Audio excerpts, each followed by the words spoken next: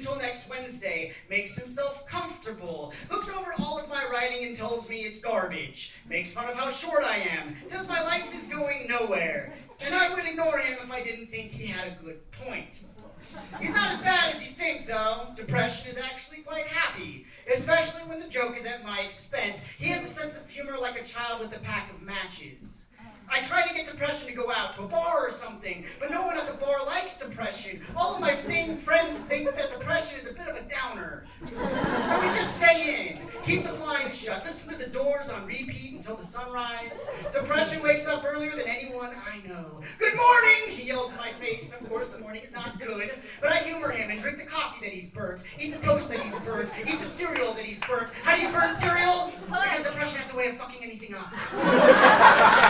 What really pisses me off about Depression is when he's over here for a really long time, he doesn't do any of the dishes. And they pile up there in the sink, collecting mold and insects. Sometimes Depression just smashes the dishes against the wall rather than adds the pile.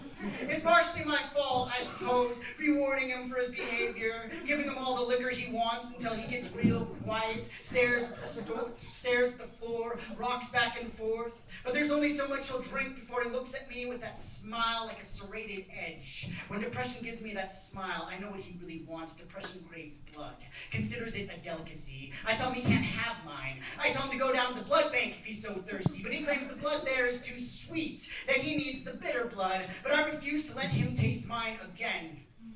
So I have no choice but to kick him out.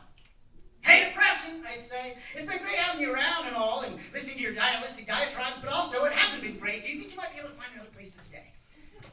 And then he looks at me the way porcelain looks at a floor as it falls, the way a puppy looks just after it's been punted. I have to admit that I am a little sorry, but I have to remind Depression that all of the atoms in my body were forged in a star at the beginning of the universe. Thus, I am made out of stardust, and I can't hit these gravity siphoning off all my bright. I remind you that if diamonds are nothing other than compressed carbon, then he has put so much weight on my chest that I am ready to birth forth sparkle so shiny you'll be blinded by its brilliance. I remind him that the body contains 0.38 milligrams of gold. While that might not be worth very much, it's valuable to me. I tell him that I have a lot of shit to do, like turn air into carbon dioxide, push blood through my veins, but he pleads to let him stay, says that I am nothing without him. Perhaps that's true. Perhaps I am nothing without Depression, but I am also nothing without happiness. And she's coming over here any minute, I'm afraid, buddy, that there's just not going to be enough room for you, so you need to get the hell out.